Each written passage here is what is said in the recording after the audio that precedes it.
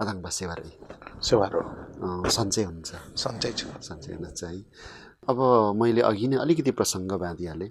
हामी सामान्यतया लिम्बू भाषामा यो कार्यक्रममा कुरा गर्ने गर्थ्यौँ, तर तपाईँहरूले यो समाजप्रति, हाम्रो संस्कृतिप्रति र हाम्रो यो समाजलाई जुन योगदानहरू पुर्याउनु भएको छ, त्यो तपाईँहरूले लिम्बू भाषा नबोले पनि त्योभन्दा ठुलो तपाईँहरूको योगदान हो भन्ने अर्थमा तपाईँसँग आज म नेपाली भाषामा नै कुरा गर्न गइरहेको छु।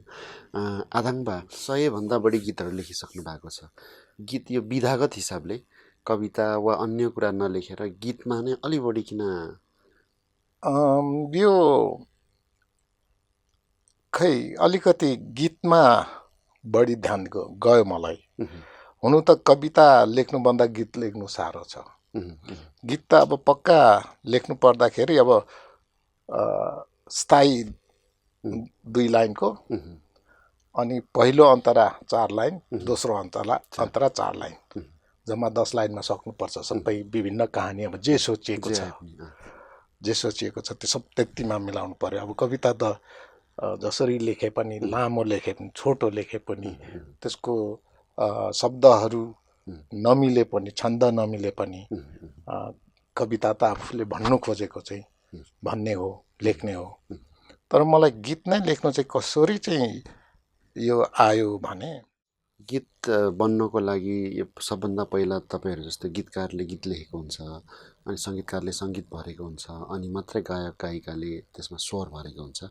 तर समग्रमा के भन्ने गरिन्छ भन्दाखेरि गीत जब बनिसक्छ अथवा त्यो चर्चामा आइसक्छ अनि चाहिँ गीत गाउने मान्छे मात्रै बढी हाइलाइट हुन्छ, गीत रचना गर्ने मान्छे चाहिँ प्रमुख मान्छे हो, उनी चाहिँ हाइलाइट हुन्नन् भन्ने त्यो आम मान्छेहरूको यो भनाइ छन्। यो के भन्नुहुन्छ?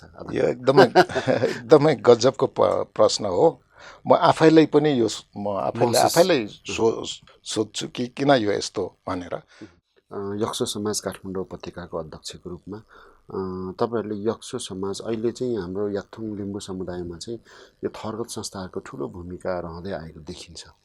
संस्थागत सामाजिक कामहरूमा यक्सो समाजको पछिल्लो गतिविधिहरू के कसो गरिराख्नु भएको छ? हाम्रो अब जहाँसम्म काठमाडौँ उपत्यका इज कन्सर्न होइन, हाम्रो केन्द्र पनि छ। केन्द्रको अफिस चाहिँ उता दमकमा छ। केन्द्रले पनि केही गरिराखेको छ। अब यहाँ काठमाडौँभित्र चाहिँ